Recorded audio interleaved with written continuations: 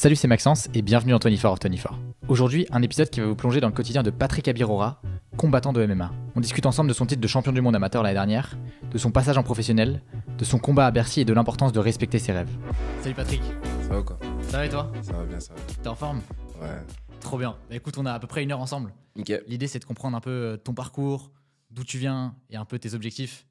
Moi, l'objectif du podcast, c'est de mettre en avant 24 personnes qui ont marqué l'année 2024 dans plein de disciplines. Bah, ça fait plaisir déjà d'être dans les 24. Bah ouais, bravo. Trop content. Du coup, ça fait plaisir d'être dans les 24. Ouais. Le MMA, c'est un truc qui monte pas mal en ce moment. Ouais, je pense que ça a pris une expansion, on peut dire, phénoménale. Je pense que là, maintenant, on peut dire que c'est dans le top 3-4 des sports les plus tendances en ce moment. Ouais. Honnêtement, quand on regarde l'actualité de ce qui se fait et tout, on parle du foot, bien évidemment.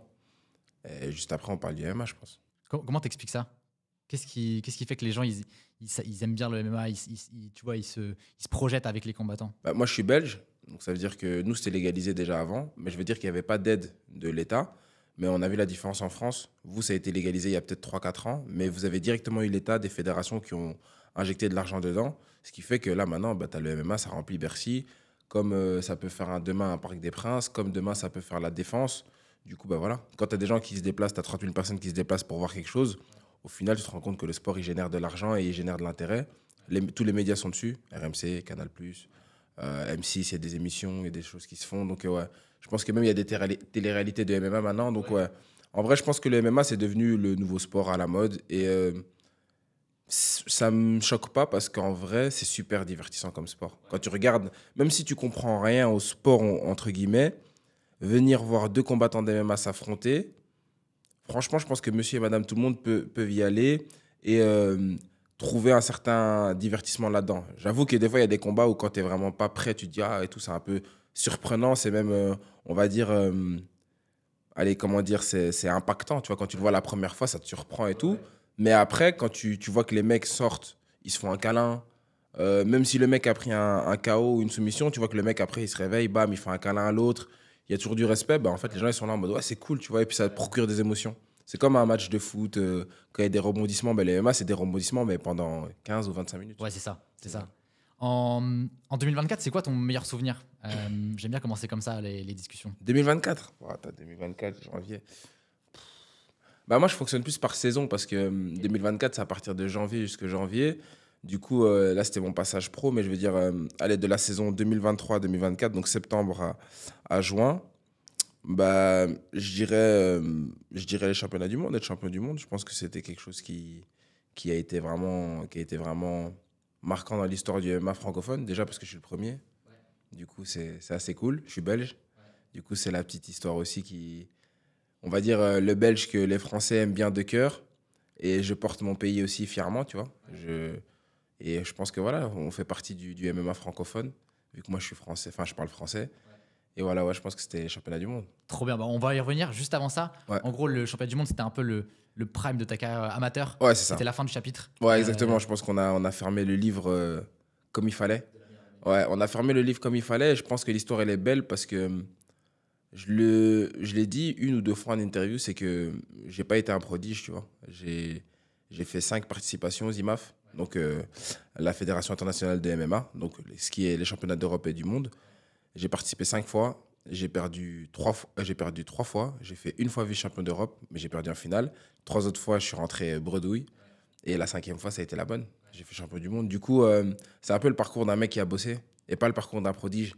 Tu vois, et moi, ça me parle plus. Pourquoi? Parce que je pense que ça parle à beaucoup de gens. Parce que des fois, on voit des gens, c'est comme, tu vois Lionel Messi au foot, tu dis, c'est un extraterrestre. Tu vois Neymar au foot, tu dis, c'est un extraterrestre. Et puis, tu as des mecs qui sont là et qui ont dû bosser. Et l'histoire de Benzema, elle m'inspire beaucoup parce qu'il expliquait à Clairefontaine, il était même pas, il était réserviste au début. Ouais. C'était Ben Arfa, tout ça qu'on parlait, etc. Parce que eux, c'était des magiciens. Ouais. Mais à force de bosser, au final, c'est lui qui a eu le Ballon d'Or en 2022. Et c'est un peu mon histoire. C'est que je n'étais pas le meilleur. J'avoue, même de la délégation belge, même des francophones. J'ai beaucoup perdu. Mais force est de constater que j'ai été le premier à être champion du monde. Ouais. Donc voilà. Le travail paye toujours. Je pense que le travail paye toujours. Et surtout pour ceux qui n'ont pas beaucoup de talent. Travaillez, les gars, parce qu'un jour ou l'autre, vous allez rattraper les autres. Ouais. Un jour ou l'autre, vous allez les rattraper parce que là où l'un s'entraîne 1 fois par jour, si tu fais 2 fois, en 1 an, tu as fait le double de ce qu'il a fait. Ouais. En 2 ans, tu as fait x2 encore. Et puis en 3 ans, tu as fait encore x2, x2, x2. À un moment donné, l'écart, il se crée. Et toi, tu l'as creusé pendant le Covid, je crois. Ouais, Covid. c'est ça. Ah, t'es bien renseigné, toi. Non, t'es bien renseigné, Si t'as tu fait peux ta raconter recherche. l'histoire, Ouais. elle est folle. Ouais, en fait, j'avoue que mon époque... Enfin, je vis un peu mon truc comme un shonen, tu vois. Moi, je suis fan des mangas, du coup, fan de One Piece, d'où mon surnom Mugiwara. Et j'avoue que ma carrière, je pourrais la scinder en plusieurs parties. On va dire les 2 premières années, j'étais très jeune, très fougueux. J'ai combattu à 17 ans en amateur directement. Et chez nous, à l'époque, donc c'était pas encore légiféré comme c'est maintenant le MMA. Donc c'était semi-pro. Il y avait que les petits gants comme les pros. Et il y avait beaucoup plus de liberté. Le MMA était beaucoup plus légiféré après Covid. Donc avant Covid, c'était différent déjà. Et moi, je me rappelle, j'avais dû faire une dérogation parce que la fédération trouvait que j'étais trop fort pour mon âge. Et donc, je devais combattre en adulte. Donc, mon père avait dû signer un papier. Et tu as le chef des arbitres de l'équipe de la délégation belge qui me le rappelle à chaque compète. Il me dit, j'ai le papier encore avec la signature de ton père. Et je lui dis, ouais, c'est vrai, parce qu'à 17 ans, j'étais là avec des adultes et j'avais trop peur. Tu vois, chaque fois, avant chaque combat, j'étais en stress. Je me dis, je vais me faire défoncer et tout. Ouais. Et du coup, ce qui s'est passé, c'est qu'il y a eu le Covid qui est arrivé. Ça a été un gros coup au moral pour tous les athlètes, tous les sportifs. Et j'ai, je pense, une capacité à relativiser qui est un peu différente des autres, où je me suis dit, je suis en retard. J'ai pas commencé le sport à 8 ans, comme la plupart des jeunes qu'on voit prodiges dans les sports de combat, où le papa était dedans. Non, moi, j'ai commencé à 16 ans, en retard. Je venais du foot, j'ai rien à voir. Des échecs aussi, je crois. Ouais. Des échecs. Ah non, Ouais. ok, d'accord. Il y a des recherches. Ouais, j'ai fait champion de Wallonie à 12 ans, donc c'est la moitié de la Belgique. Et j'avais 12 ans, je pense. Et du coup, ouais, j'ai joué aux échecs beaucoup. C'était un truc qui m'a permis de développer aussi de manière cérébrale, tu vois. Même beaucoup au niveau stratégique, etc. Ouais. C'est un peu mon tempérament quand je combats. Je ne viens pas mettre KO de manière débile. J'aime bien que ce soit propre. Que ce soit propre et mettre un échec et mat en vrai à mon adversaire. Ouais. Mais du coup, ouais, pour revenir au Covid, c'était... j'ai vu cette période comme une période où en mode, je peux prendre de l'avance sur les gens. Et en fait, je me suis dit, comment faire pour prendre de l'avance sur les gens, sachant qu'il n'y a plus de salle. Tout est fermé. Tu ne peux pas sortir, tu ne peux pas t'entraîner. Et de là, au début, j'essayais d'avoir des potes et tout. Je disais, ouais, viens, on va s'entraîner dehors, etc. Et puis au final, ça devenait compliqué parce que tout le monde n'est pas très régulier. Et en fait, ce qui s'est passé, c'est quoi? C'est que j'ai tout bonnement pris dans mes économies parce que je travaillais, je faisais serveur, je faisais des petits boulots à côté. Et j'ai payé un garage, 100 € le mois, que je louais. Et en fait, c'était un garage avec une salle full équipée dedans. C'était pas très légal, mais bon. Fallait ce qu'il faut, tu vois. Et fallait continuer à s'entraîner. Et en fait, je m'entraînais 2 fois par jour. J'avais un groupe de 2-3 amis. On s'entraînait 2 fois par jour. Et puis, des fois, j'appelais tous les mecs que je connaissais qui étaient un peu combattants, etc. Je disais, ouais, passez tout, nanana. Et de temps en temps, ils passaient. Du coup, ça nous faisait une semaine assez régulière. Et en fait, au bout d'1 an, là où les gens ne s'entraînent pas, moi, j'étais constant 2 fois par jour. En plus, j'avais rien à faire. Donc, du coup, là, je faisais que m'entraîner, quoi. Et à un moment donné, je me rappelle une anecdote. J'ai à mon coach, je dis, ouais, je pense que j'ai évolué et tout. Nanana. Il me dit, vas-y, arrête, ça va. Parce que j'étais jeune et tout, il disait que je parlais beaucoup pour du vent et tout. Et puis, j'ai fait sparring avec un pro à cette époque-là. Et il m'a vu dans le sparring, il m'a regardé. Et vraiment, il a rien voulu dire, tu vois, dans le début. Mais il a dit à tous mes potes qui me l'ont répété après, il a dit, mais il s'est passé quoi avec Patrick, tu vois? Il a dit, qu'est-ce qui s'est passé? Je disais, et en fait, ils lui ont dit, ouais, mais en fait, il fait que s'entraîner. Genre, il est tout le temps à la salle. Et en plus, à cette époque-là, je commençais à mettre un peu des réels sur Instagram. Okay. Du coup, j'essayais de me dire, les réseaux, peut-être que ce serait intéressant. Je voyais beaucoup les Américains faire. Et du coup, c'était ça en fait. Je postais mes entraînements, les gens étaient un peu inspirés et en même temps, je continuais à m'entraîner. Et c'était une époque où les gens ne s'entraînaient pas. Et du coup, j'ai pris de l'avance, ce qui fait que lorsque le Covid a été ouvert, ça a été réouvert en mai, je pense. Ouais. Le 31 mai, j'ai combattu. Donc 2 semaines après la fin du Covid, j'ai combattu direct. Ouais, t'étais prêt. J'étais prêt, j'ai combattu en Hollande, j'ai gagné en 50 secondes. Et puis de là, en fait, j'ai enchaîné les combats. Mais je n'étais pas encore un combattant aguerri et fini. Mais je pense que c'est ça qui m'a donné déjà un premier turnover où mentalement, j'étais très fort. C'est-à-dire que malgré tout ce qui se passait, c'était impossible que je rate l'entraînement. Vraiment impossible que j'arrête de m'entraîner. Un gros déclic de travail. Ouais, vraiment. Je pense que c'est une grosse dose de travail et c'est ce qui me permet d'avoir confiance avant les combats. Ouais. Parce que moi, personnellement, je suis un mec où je me dis... Mike Tyson, il le disait beaucoup, mais la peur, ça fait partie du train de vie d'un combattant. Ouais. Tu sais, avant les combats, tu as cette boule au ventre, tu te dis, etc. Mais lorsque je sais comment j'ai travaillé et que je me rappelle à quel point j'ai travaillé, les mecs que j'ai affrontés, les mecs contre qui je me suis mis en sparring, des mecs durs, je me suis mis dans des situations tellement inconfortables que j'arrive dans le combat, je me dis en vrai, ça peut pas être pire. Ouais. Il y a eu trop pire à l'entraînement. Ouais. C'était trop dur. Après, il y a eu un autre déclic pour toi, ça a été la finale des championnats d'Europe. Ouais. Est-ce que tu peux nous en parler de cette finale-là? Je dirais pas que c'est que celle-là, mais c'est plutôt le combat contre Alvida Souyev, un autre Belge qui fait beaucoup parler de lui en ce moment aussi. Et disons que c'est lui qui a eu le déclic pour après arriver au championnat d'Europe, où en fait c'était une défaite très compliquée à digérer, parce qu'en gros c'était un homme d'origine tchétchène. On connaît ce peuple très fort à la bagarre et très respectueux, etc. Et j'ai beaucoup d'amis tchétchènes. Et du coup, il était 9-0, je crois, invaincu, 8 KO. Personne ne voulait l'affronter. Tu sais, un mini Khamzat Chimaev de Belgique. Qui monte sur la cage. Ouais, c'est ça. Et moi, j'étais là en mode, bah, let's go, tu vois. Moi, j'y vais. Je le prends. Et les gens, en fait, tous les gens autour de moi étaient là, mec, tu vas te faire tuer, tu vois. Même mes potes, tu vois, même des potes à moi, ils étaient là en mode, c'est chaud, tu vois.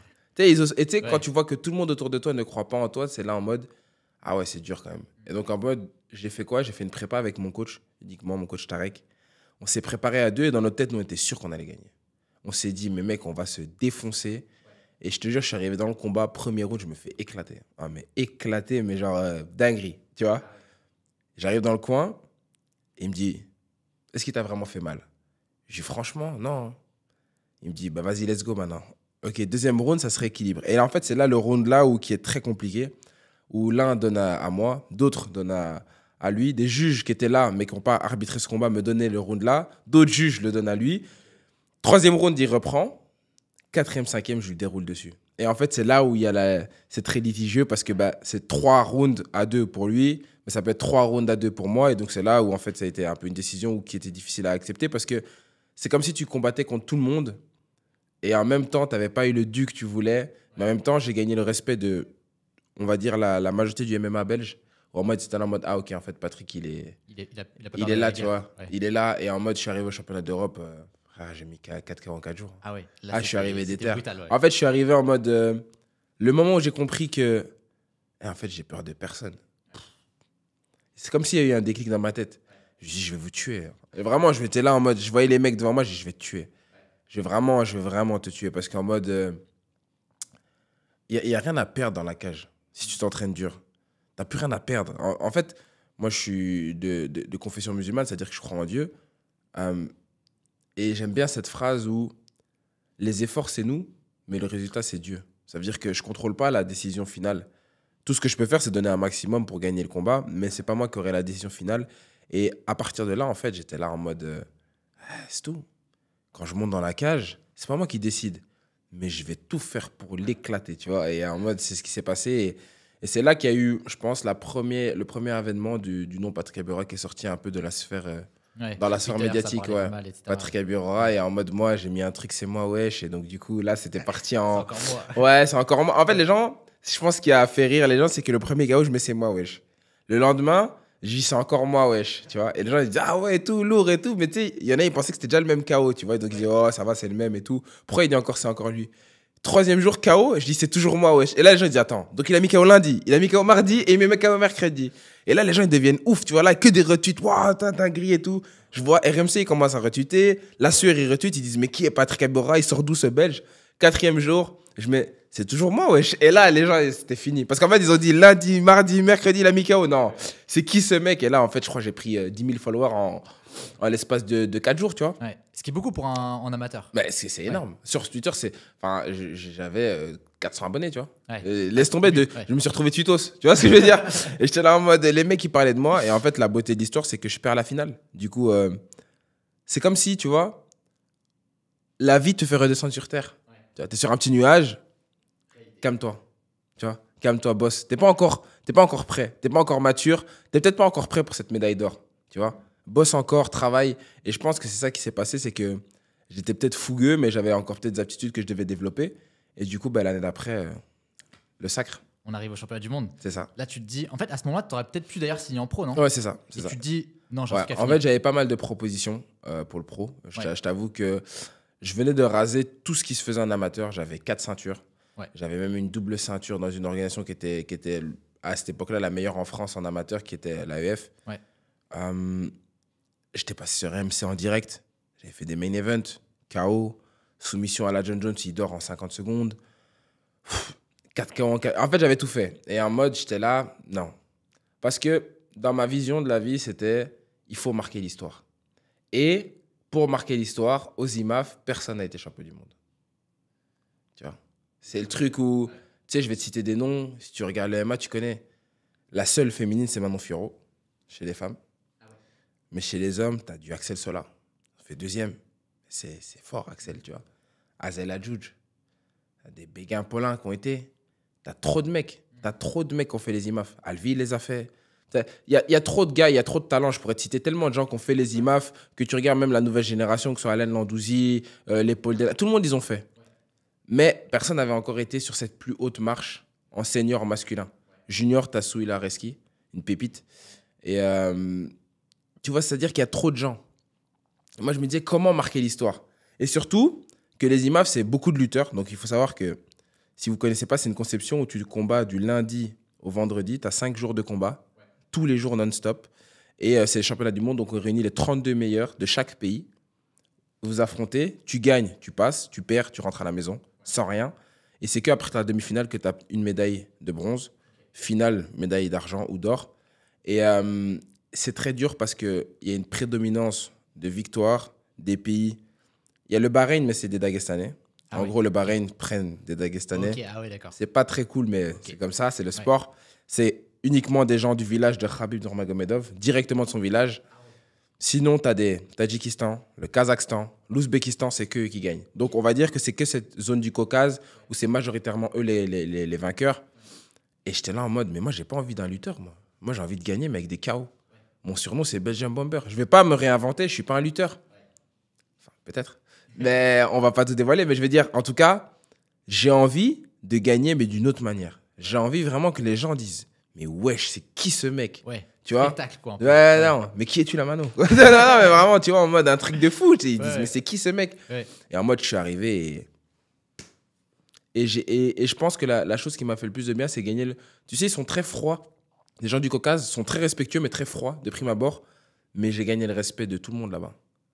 Les gens venaient me parler, les coachs et tout, ils me parlaient. Ils me disaient, oh, yo, knockout. Hein. Tu sais, ils parlent anglais bizarrement. Tu sais, ils disent, oh, KO, yo, KO, good. Tu sais, ils te parlent comme ça. Mec, il fait 4 mètres. Il a des oreilles, elles sont défoncées. Et toi, tu es là comme ça, tu le regardes, tu dis, oh, thank you, tu vois. Can we take photo? Tu vas pas dire non, tu dis yes. Tu fais la photo à côté d'eux, tu as peur un peu, tu vois. Mais tu as gagné le respect de tout le monde. Ouais. Parce qu'en mode, même en finale, je suis contre le Tadjik. Il est champion de la Coupe du Monde, champion d'Asie, vice-champion du monde l'année passée. Et je le termine. 3e round, TKO, boum, je le termine, il tombe par terre, fini. Et t'es calme quand tu gagnes. Ouais. En fait, comment expliquer? Je pense que ça, c'est un phénomène. J'en ai beaucoup parlé à des gens qui ont accompli un truc qu'ils rêvaient tellement de faire.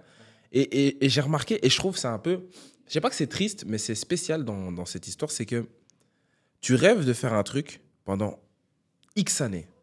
Tu rêves de devenir champion du monde, tu rêves d'être champion olympique. Et j'ai l'impression que quand j'avais 17 ans, je serais devenu champion du monde, et j'aurais couru tout nu. J'aurais couru tout nu. Mais j'ai l'impression qu'au fur et à mesure des années, j'ai tellement perdu, j'ai tellement sacrifié, j'ai tellement eu mal à mon corps. Tu sais, il y a des jours où je n'étais pas bien, tu te dis, je perds, ça sert à quoi que je continue le MMA, je gagne même pas d'argent et tout, que le jour où j'ai fait champion du monde, j'ai l'impression que ça remboursait juste les sacrifices que j'ai faits. Et ça ne me donnait pas une satisfaction en plus. C'est juste une suite de choses qui étaient logiques. J'ai sacrifié tellement, c'est la récompense de mes sacrifices, mais ce n'est pas pour autant que tu as quelque chose en plus. Je trouve que c'est différent quand c'est un prodige. Un prodige, il vient, boum, il gagne, bam. Tout est... C'est pas que c'est facile parce que c'est un prodige, c'est comme ça. Rien n'est équitable dans la vie, tu vois. Il y en a, ils sont plus forts que toi, d'autres, ils ont plus de talent, c'est comme ça. Mais juste, pour moi, c'était pas la même chose. Quand j'ai gagné, j'étais là en mode, j'ai eu raison d'y croire, tu vois. Juste, j'ai eu raison de croire en moi. Et c'est vrai, ces sacrifices, ils ont pas servi à rien. C'est juste ça, en fait. C'est juste ça que je me disais sur le moment. J'étais pas... T'as une vague d'émotions, mais le lendemain, ça y est. J'étais champion du monde, ça y est, c'est fait. Tu vois, faut repartir au travail. Là, faut aller sur Grand Line, comme je dis toujours, et on débarque chez les pros. Et je pense qu'on l'a fait de la meilleure des manières. J'ai posé les gants symboliquement au sol sur le drapeau belge, les gants amateurs, et j'ai pris les gants pro pour annoncer mon passage en professionnel. Ah, c'est fort. Et tes parents, comment ils ont vécu ça? Parce que du coup, il y avait un deal, je crois, avec eux où tu disais, je donne quelques années, on voit si ça marche. Ouais. Moi, en fait, j'étais dans une école générale, ça veut dire que j'avais une option maths forte, sciences fortes. Donc moi, j'étais plutôt du type studieux, enfin, jamais de problème à l'école. Du coup, mon CESS, je l'ai eu avec des bonnes notes. C'est comme le bac en Belgique. Et du coup, moi, à la base, j'étais prédestiné à aller faire des études supérieures. J'étais en bac 1 de psychologie. Je pouvais passer en bac 2. J'avais réussi ma première année, mais j'aimais pas. Ça m'énervait trop, l'université. Je trouvais ça trop théorique. J'ai été en e-business à l'EFEC. Mais au fur et à mesure du temps, je me rendais compte que moi, je savais ce que je voulais faire de ma vie et que je savais pertinemment où je voulais aller, ce que ça allait me coûter, le chemin, et que j'avais des gens à côté de moi sur les bancs de la classe qui, eux, ne savaient pas vraiment et qu'ils avaient choisi ça parce que voilà, ils sont là, ils sont dans les études, mais ils savent même pas s'ils vont vraiment faire ça dans leur vie. Et moi, j'étais là en mode, mais pourquoi je me casse la tête à être là alors que je pourrais être en train de m'entraîner et je perds du temps. Et je suis rentré, j'ai fait quoi, 2 mois à l'e-business. J'ai rentré, j'ai dit à mes parents, j'ai dit, écoutez, là maintenant, j'ai, je crois, 20 ans ou 19, 20, je pense 20. Et j'ai dit, écoutez, si maintenant, avant 24 ans, je vois pas qu'il y a quelque chose qui se passe dans le MMA, j'ai pas un peu touché d'argent, j'ai pas fait quelque chose où je sais que c'est bon, je suis fait pour ce sport, pas de problème, je reprends les études. Mais laissez-moi 2 3 ans de m'entraîner full à 100% pour le MMA. Je subviens que à mes besoins, je suis autonome. Je suis parti de chez moi à 19 ans. Tu vois, mes parents ont jamais. Je suis parti tout seul, tu vois, pour vivre mon rêve. Mais si je réussis ce pari, vous avez rien à me dire. Et pour l'instant, je pense qu'il est réussi, hein. Trop bien. Ils viennent te voir en combat un peu? Mon père, ouais. Ok. Mon père, oui, mon père, il m'a accompagné depuis que je suis petit. Mon père, c'est lui qui m'a inculqué pas mal de choses, que ce soit dans le foot, que ce soit dans les MMA, dans la vie, d'être un homme, etc. Plein de choses. Ma mère, non. Elle est plus dans la religion, donc ça veut dire qu'elle est contre la violence envers quelqu'un. Malgré qu'elle comprend maintenant enfin que c'est un sport, parce que des fois, elle me dit, ouais, mais pourquoi tu le tapes? Je suis là, mais si je le tape pas, il va me taper. Tu vois. Mais elle dit, ouais, mais il a une maman et tout, c'est compliqué. Bah, après, voilà, c'est une mère, donc c'est un peu plus compliqué pour elle. Mais elle essaye de regarder un peu souvent après ou à la télé. Mais voilà, il y a plus une distance, parce que je pense que pour elle, c'est plus compliqué de venir voir ça en vrai. Ces trucs. Quand bien même, il y a beaucoup de mamans qui sont là dans mes galas, hein, mais je veux dire, je pense que quand c'est ton fils, c'est différent Ouais, que bien quand sûr, c'est bien sûr. quelqu'un d'autre, quoi. Ouais. Donc là, ça y est, t'arrives en pro. Ouais. Pour ceux qui connaissent pas trop le MMA, c'est quoi la différence entre amateur et pro? Qu'est-ce que ça change du coup de passer au statut pro? Pendant longtemps, je pensais qu'il y avait rien qui changeait. Pendant longtemps, je me suis dit, je vais être champion du monde, je vais arriver en pro, je suis trop fort.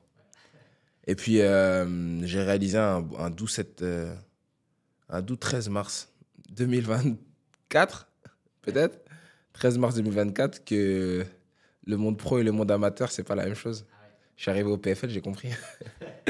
J'ai compris que les mecs tombent pas si vite, que les mecs sont résistants, que les mecs jouent leur vie, que c'est leur métier, qu'ils vivent de ça, qu'ils ont une autre fin parce qu'il y a des responsabilités, il y a des enfants qui dépendent de ça, il y a sa femme qui dépend de ça, il y a son loyer qui dépend de ça. Et du coup, en mode, j'étais là, ah ouais. En amateur, là où les gens sont un peu des fois négligents dans l'entraînement, etc. Non, en pro, les mecs s'entraînent tous. Les mecs sont tous rigoureux. Les mecs, à 10h, ils sont là à 10h. Parce que c'est leur vie. C'est pas comme toi en amateur où peut-être je vais à l'école, puis j'arrive un peu. Non, c'est son taf. Du coup, en tout cas, c'est ce qu'il veut que ce soit comme son taf. Du coup, ouais, elle est là la grosse différence. L'expérience. Ils sont beaucoup plus vieux. Et du coup, ouais, je me disais que si tu es champion du monde amateur, tu passeras en pro et tu seras trop fort, tu vas rouler sur tout le monde. C'est clair que tu as des aptitudes. C'est clair que être champion du monde amateur, ça veut dire que techniquement parlant, tu es peut-être supérieur à pas mal de pros, mais ça ne veut pas dire que tu vas gagner le combat. C'est pas que la technique qui fait les combats. Il y a beaucoup de mental, il y a beaucoup d'expérience, et ça s'achète pas. Il faut passer par la case où il faut travailler, il faut combattre petit à petit. Et en fait, c'est comme j'aime bien le dire, c'est en amateur, tu as fini, tu es en 6e primaire, tu es le plus grand, tu as 12 ans, c'est toi qui gères la cour de récréation, tu arrives en pro, tu es en première. Tu es le petit. Tu es en première secondaire, il faut monter étape par étape parce qu'il y a des grands. Et si tu penses que tu vas pouvoir brûler les étapes, un jour ou l'autre, tu vas prendre une gifle. Et je pense que c'est ça le plus dur, c'est que des fois, avec maintenant, ce qui se passe, c'est qu'il y a beaucoup de hype autour des combattants. Vu que c'est à la mode, on te pousse. Tu sais, moi, dans mes DM, je reçois des centaines de fois par jour. Hey, c'est quand tu vas à l'UFC? Je suis là en mode, mais mec, regarde Islam Makhachev, regarde-moi. Tu penses que je vais faire quoi contre ce mec-là? Parce que moi, j'ai pas de honte ou de... Tu sais, les combattants, des fois, ils veulent paraître invincibles. Non, mais viens, on va parler franchement. Même, je fais quoi contre Charles Oliveira maintenant, actuellement? Ouais. Je vais faire quoi? Ouais. Tu sais ce que je veux dire? C'est Ouais, ça. c'est petit à C'est petit, au-delà quoi. du fait d'être bon techniquement, que même tu étais bien dans une cage où il y aura peut-être 30 000 personnes. Lui, il a l'habitude. Moi, j'ai pas l'habitude de ça. C'est dans le sens où il y a peut-être 30 000, j'ai fait 20 000 personnes, mais à Bercy, en France, ça parle français, les gens sont chez moi. Là, je vais arriver au Brésil, les gens ils vont m'insulter, je vais peut-être mal le prendre. Il y a la télé, il y a l'UFC.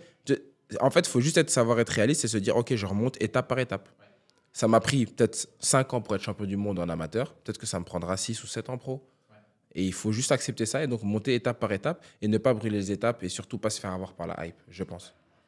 Parce que toi, du coup, t'es quand même arrivé avec une notoriété, tu vois, en pro. Ouais, Qui ouais. est pas En fait, je pense que, tu sais, mon histoire, j'aime bien dire que c'est une épopée, c'est un peu comme un shonen, c'est en 2 semaines, après le PFL, dans la durée du PFL, en 2 semaines, j'ai pris 200 000 followers. Waouh. Ah ouais. Tu vois, Ouais. sans rien faire. J'ai pas fait de post, j'ai pas fait de communication, j'ai pas fait de marketing, j'ai pas demandé aux gens de me follow. Les gens m'ont follow parce qu'ils m'ont vu arriver, ils ont kiffé la vibe, j'avais un chapeau de paille, j'étais là, je criais partout, j'étais déter. Ils ont kiffé la déter, ils ont kiffé le personnage peut-être, ils m'ont kiffé peut-être moi, mais j'ai rien demandé.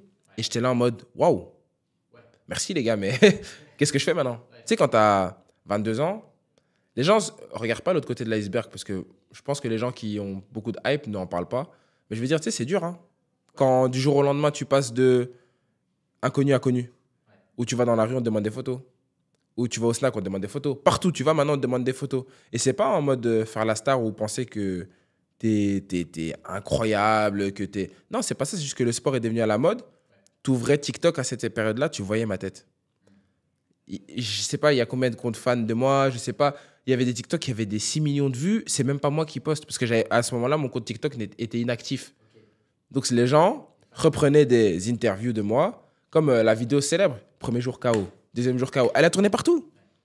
Tu vois ce que je veux dire? Elle a tourné partout. Alors qu'à la base, c'est même une interview. Si je donne la décision, je voulais pas la faire. Je disais à mon manager, non, j'ai pas envie de parler, etc. Il a ramené le mec à la salle. Il m'a dit, il est là. Et j'ai dit, ah, ok. Wow. Bah, il faut la faire. Donc, Ouais. c'est pour te donner l'exemple à quel point tu contrôles pas les médias. C'est pas toi. Et je pense que c'est le seul conseil que je peux donner aux jeunes, c'est que ne forcez pas. L'amour des gens, il viendra. Il faut l'accueillir. Il quoi. viendra quand il devra venir et à la force qu'il devra venir. T'en as d'autres, ils vont prendre 10 000 followers. D'autres, ils vont prendre 500 000 followers. D'autres, ils vont prendre 1 million. D'autres, ils vont prendre 200 000. Moi, j'ai pris 200 000. C'est comme ça. Tu vois. Et j'ai dû l'accepter. Et au début, je voulais pas. Parce que c'est dur de dire que maintenant, t'es connu. T'es là en mode, ok, je suis connu, j'ai 2 combats. Mon compte en banque, il n'a pas changé pour autant. J'avais une voiture, la portière de droite, elle était bloquée. Ma voiture, j'avais même pas le Bluetooth dedans. Ok. Donc ça veut dire les gens, ils me voient 200 000 followers, mais ils me voient dans la rue avec une voiture où il y a du scotch sur le ok. rétroviseur et c'était là en mode wesh. Tu vois, on pensait qu'il était riche. Mais non, c'est les réseaux sociaux, c'est pas la vraie vie, les gars, tu vois. Bien sûr. Donc moi, j'ai pas de honte à le dire, j'ai pas de problème parce que je suis passé par les étapes. En mode, moi, je fais partie encore, je pense, de la génération où j'ai connu les étapes du MMA. Tu sais, moi, j'ai un gars que je connais bien dans le MMA. Il s'appelle Paul Dena. Par exemple, lui aussi, ça a été un buzz comme ça. Il a fait un combat, il RFC, boum, 300 000 followers. Tu te réveilles un matin, tu dis, wesh. Tu sais ce que je veux dire? Qu'est-ce qui se passe? Ben, c'est tout est connu. Et maintenant, on t'apprend à, tu dois plus te déplacer là. Attention là. Attention comment tu parles. Attention parce que là, on va reprendre ce que tu as dit et on va le changer. Attention tes idéaux, ce que tu dis, ce que tu véhicules comme message. Maintenant, il y a les jeunes qui te regardent. Tu as des responsabilités envers eux. Tu vas faire un truc, les jeunes, tu les inspires, donc ils vont se dire, bah, je vais le faire aussi. Si tu commences à véhiculer des mauvaises images, je sais pas, la drogue, des trucs comme ça, c'est pas bien. Donc, c'est tout ça où toi, tu savais même pas que tu avais un pouvoir médiatique et que tu savais pas que tu avais une voix médiatique. Ça veut dire que maintenant, quand tu dis quelque chose, ça a un poids. Et ça, tu dois l'apprendre. Personne t'apprend à devenir une personnalité publique. Ouais. Surtout dans le milieu du MMA. J'ai l'impression qu'au foot, tu vois, ils sont dans un centre de formation depuis qu'ils sont petits. Ils sont drillés, tu vois. Ils savent c'est quoi les médias, ils savent comment parler, ils savent comment se comporter, ils savent comment s'habiller.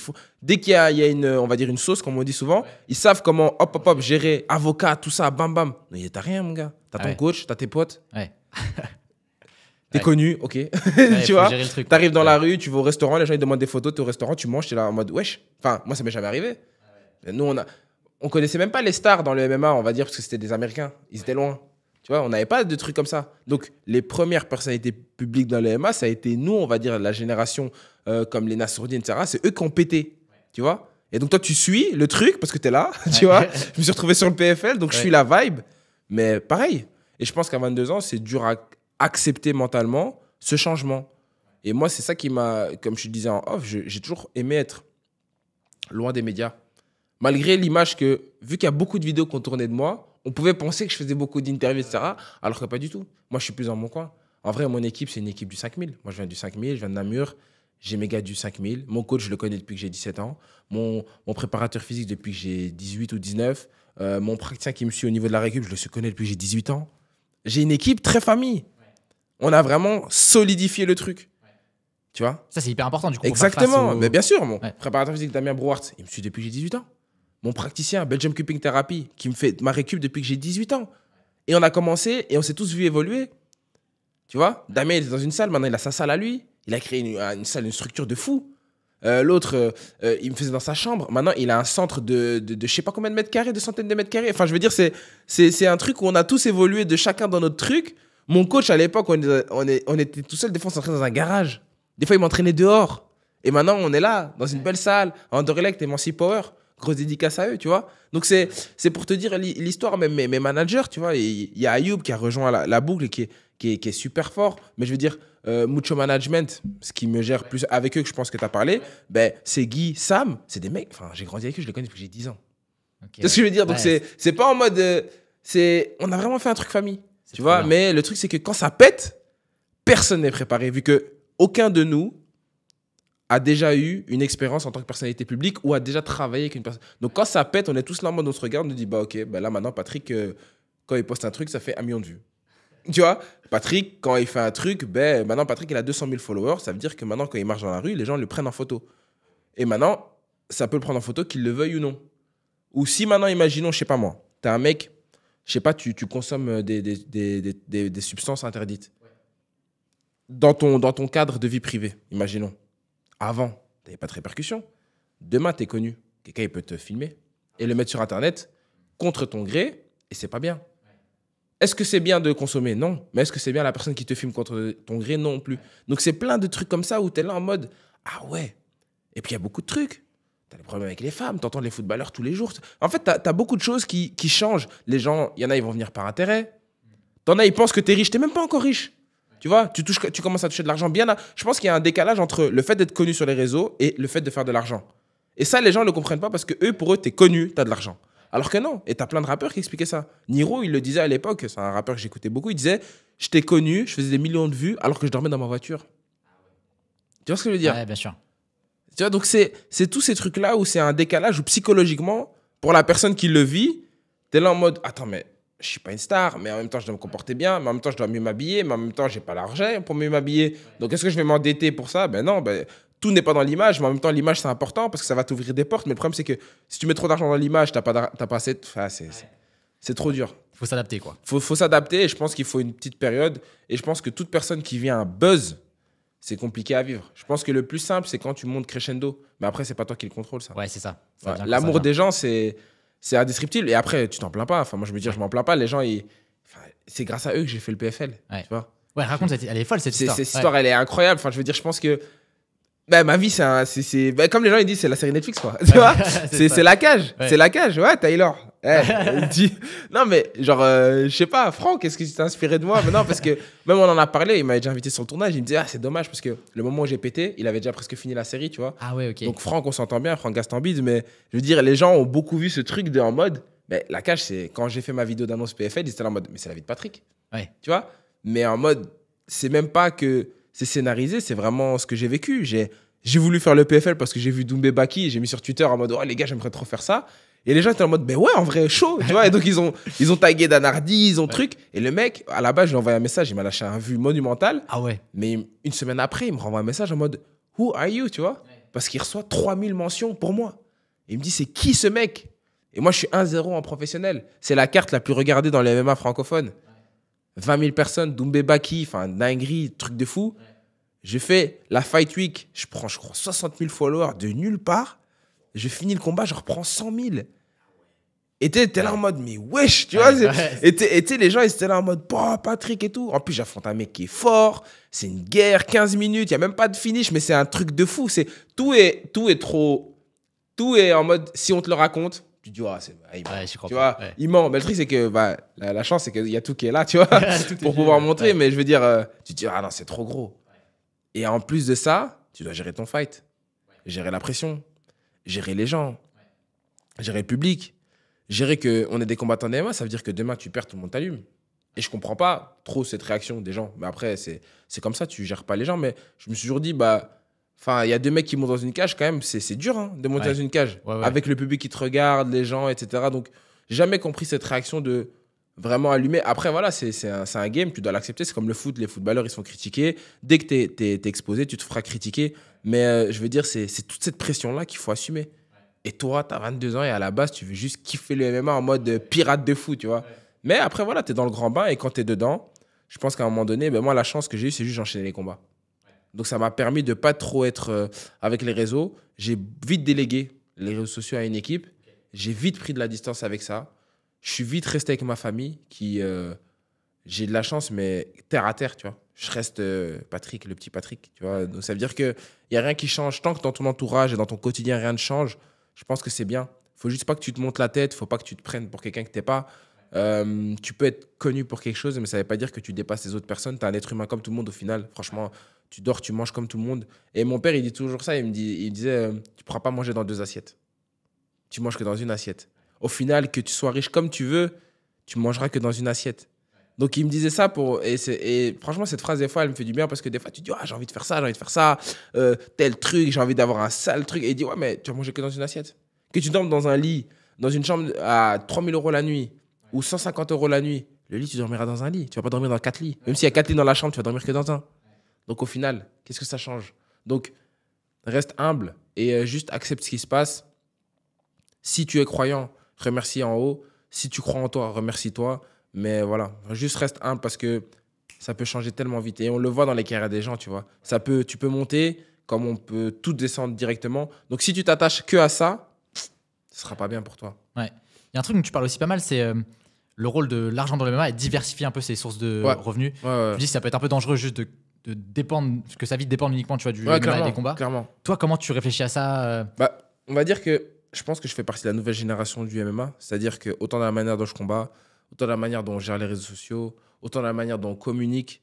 On a un canal de communication très différent des gens et je pense que c'est ça qui t'a poussé à vouloir faire l'interview avec moi, du coup.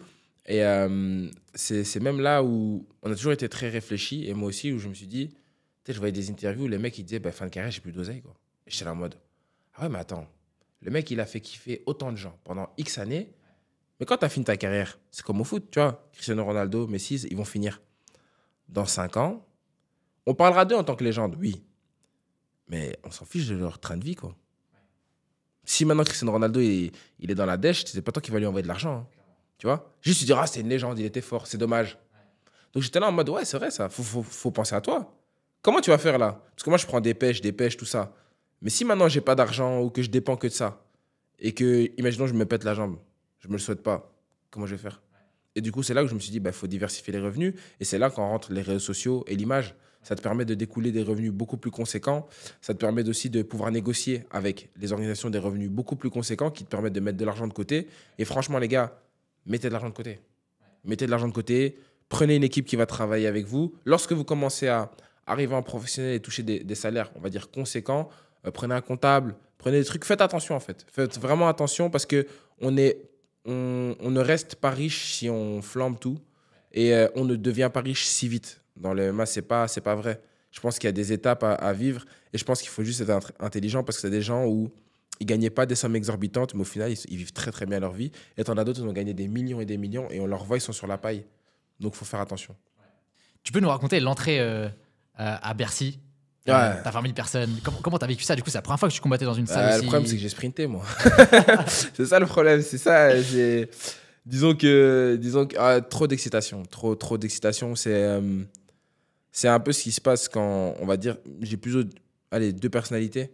C'est-à-dire que là, je suis très calme, etc. Mais quand je combat, c'est un peu l'autre partie qui prend le dessus. Et cette partie-là, elle est très, très fougueuse.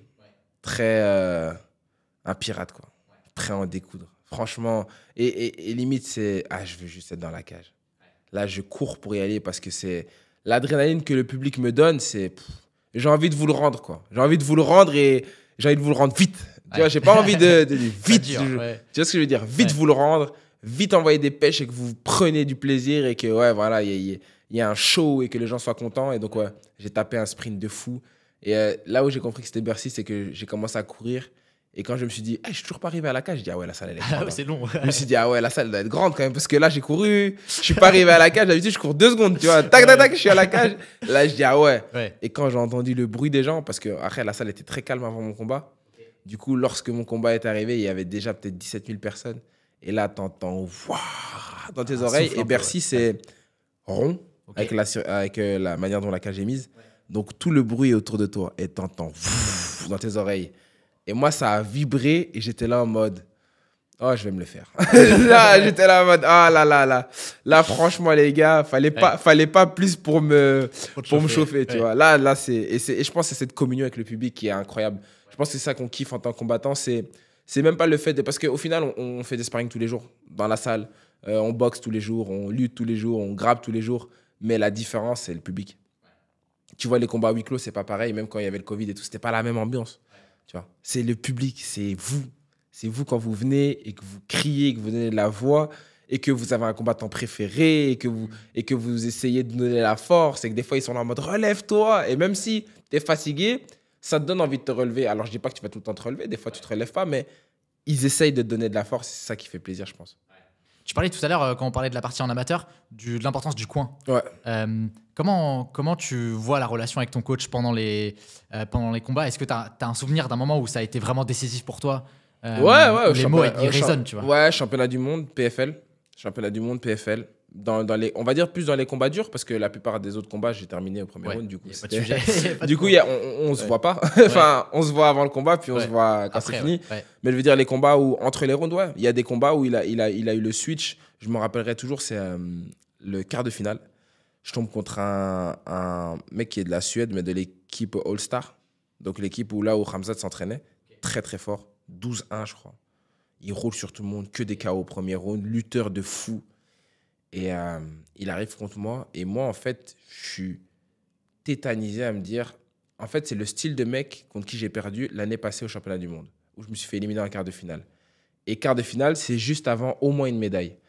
Et donc, je suis tétanisé. Je me dis, purée, je vais même pas avoir de médaille encore cette année. C'était ma dernière chance. Parce qu'on s'était dit avec mon coach, quoi qu'il se passe, c'est fini.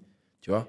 Mais moi, dans ma tête, je refusais de me dire ça parce que je me disais, si je gagne pas, j'ai envie de refaire, mais je peux pas refaire un an, tu vois. C'est perdre du temps. Et en fait, j'arrive et je suis tellement tétanisé que je lui fais la guerre directe. Mais en faisant la guerre, je me jette et tout. Et donc, le mec me colle, etc. Et là, mon coach, il vient dans le vestiaire. Je me rappelle, les gens étaient choqués. Il me dit, qu'est-ce que tu fous ? Il me met une gifle comme ça. Et il me dit, maintenant, tu vas te ressaisir, nanana. Je veux que tu gardes de la distance.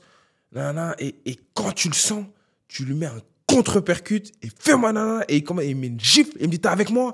On va la chercher cette médaille. Et je suis avec toi, tu vois. Et on revient. Il arrive. Et je me rappelle, il me colle. Et il y a une vidéo qui est... je crois que c'est Anis, j'espère que je ne me trompe pas dans son prénom, Culture MMA, qui faisait un Twitch, illégal encore une fois, de la compétition sur TikTok. Et on le voit, il est en train de réagir. Il dit, vas-y, lâche Patrick, arrête avec ta lutte. Vas-y, sors Patrick. Et je sors. Et là, le mec, il arrive et je mets un uppercut, genre, bam. Et le mec, il tombe KO. Et tu vois, Anis qui fait, ouah, tu vois, qui crie comme ça. Okay. Et il dit, ben voilà, bouffe ta lutte, comme ça, tu vois. Et moi, je suis là. Et en fait, j'exulte parce que j'ai l'impression t'as vaincu ta peur, quoi. Ouais. Et là, je pète mon protégeant, je le lance, je sais plus où, et je crie, tu vois. Et en fait, j'étais là en mode, let's go, tu vois. En mode, là, tu vois, je me suis dit, mec, cette année, je suis champion du monde. Je me suis dit, cette année, c'est mort. Et juste après, j'affronte champion du monde de sambo, parce qu'un peu, on tous fait les Khabib. Guerre de fou. Je passe sur le fil. Et là, je me dis, je suis en finale. En fait, là, je me suis dit, ça y est, s'il faut mourir, je meurs. Tu vois, en mode, il n'y avait pas pire que ce combat. J'ai pris toute dépêche. J'ai failli être sonné. On a fait la guerre. C'est une split décision. C'est sur le fil. Tu vois, là, c'est 51-49. T'as tout donné. T'as plus d'énergie. J'ai dit, la vie de ma mère, demain, je meurs. J'ai dit, voilà, si je perds, je meurs. Là, je me suis dit, c'est mort. Là, je me suis dit, en fait, s'il faut donner sa vie, il y a des moments où, tu vois, il y a des moments où je pense, on arrive comme en transe. Je me dis, j'ai pensé vraiment à 50 défaites. J'ai dit, non. J'ai dit, mec, franchement, c'était le favori du tournoi. C'était le plus fort. J'ai dit, je te jure, tue-moi. Mais je te jure que je vais te faire la guerre. Je te jure que je vais te suivre jusqu'à... j'étais trop fou. Mon coach, il me dit, je suis là, tu vois. Et tu sais, au dernier round, j'ai failli le finir. Ils arrêtent le combat. On pensait que j'ai gagné, j'ai pas gagné. Troisième round, je roule dessus direct. Bam, bam, bam, bam. Et en fait, je le termine. Wow. Et les gens sont choqués, tu vois. Et en mode, moi, je suis là en mode... Let's go, tu vois. Enfin. Tu vois. Enfin, j'ai eu raison d'y croire. J'étais pas le meilleur, j'étais pas le plus fort, mais j'ai cru en moi. Tu vois. T'as signé au PFL, là, récemment ? Ouais. Comment ça se passe, le choix d'une organisation quand t'es pro ? Du coup, c'est eux qui t'approchent, c'est toi qui les approches ? Comment ça fonctionne ? En fait, ça dépend. On va dire, le sport, c'est toujours au cas par cas, je pense. C'est comme au foot, tu vois. Tu as des gars qui touchent 10 millions, d'autres, il va toucher 1 million, d'autres, il va toucher 100 millions.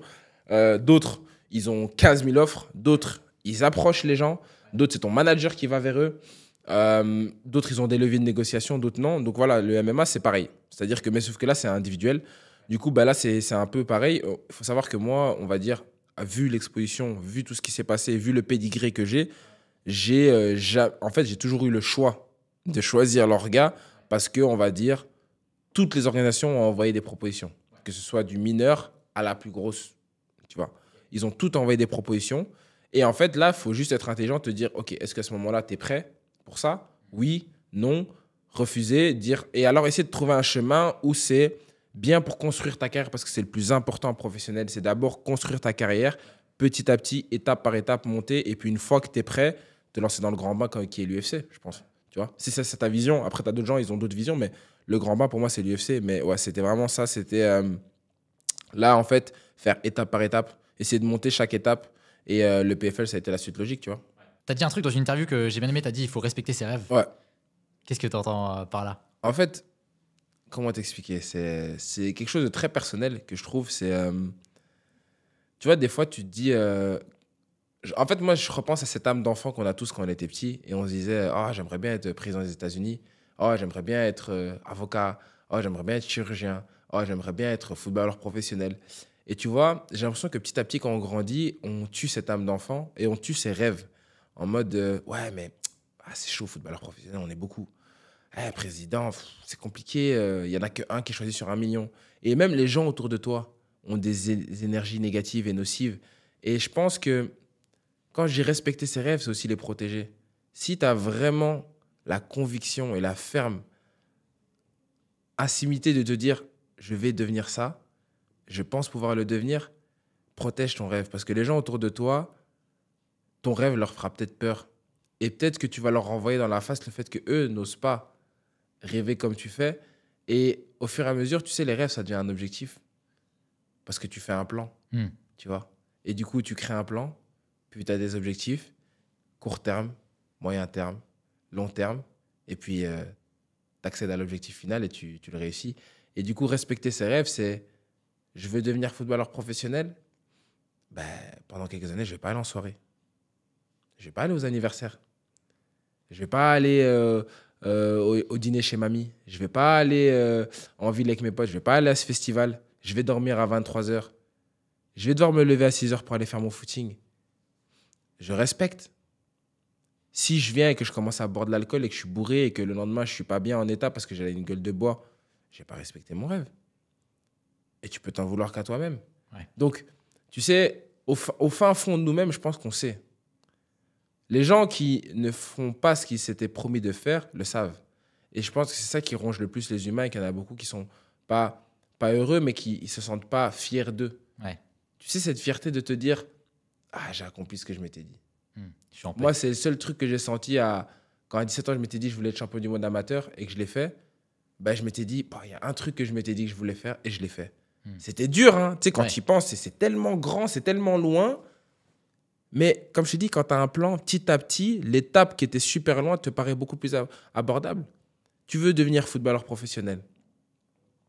Commence par monter en D3, puis D3 à D2, puis D2 t'es repéré en D1, puis en D1, tu joues, tu es en réserve, puis tu es sur le banc de l'équipe première, puis tu es en équipe première et tu es pris. Et c'est là que c'est beaucoup plus abordable. C'est là que visuellement, tu te dis, c'est plus atteignable. Mais si maintenant, toi, dès que tu as un peu de buzz, dès que tu as un peu de hype, dès qu'il y a un peu d'argent les filles, les boîtes, à l'entraînement, je suis fatigué, je vais plutôt aller au cinéma avec mes potes. Tu ne respectes pas ton rêve. Et crois-moi qu'il y a un mec à côté de toi qui travaille dur et que lui, peut-être, n'a pas la chance que tu as actuellement, n'a pas les ressources que tu as, n'a pas le talent que tu as. Mais lui, il a respecté son rêve. Et lui, c'était un bosseur. Et je me considère comme ce petit bosseur que tu ne vois pas venir. Tu ne le vois pas venir, lui. Parce que même quand moi, ça a pété, personne ne l'avait venir. J'étais le petit Belge. Parmi tous ces Français qui ont des grosses équipes, qui ont des gros noms, qui ont une grosse histoire, j'étais le petit Belge. On ne m'a pas vu sortir. Hein. Pourtant, ce petit mec, tu te dis, il est pas mal et tout. Il a quelque chose. Il est champion du monde. C'est lui qui l'a fait, tout seul. Il y avait beaucoup de gens. Mon année, on avait une année de fou. Hein. Tu vois, et j'étais le seul, et t'es là en mode, ah, ok. Et tu te dis, moi, c'est le seul truc où je me dis, ouais, respectez vos rêves, les gars. Parce que je te jure qu'en respectant tes rêves, t'obtiendras plus que si tu l'avais pas fait. Sûr et certain. Je dis pas que tu vas réussir, mais tu vas toujours obtenir plus. Bon, faites honneur à vos rêves alors. Ouais. Merci beaucoup, Patrick. De rien.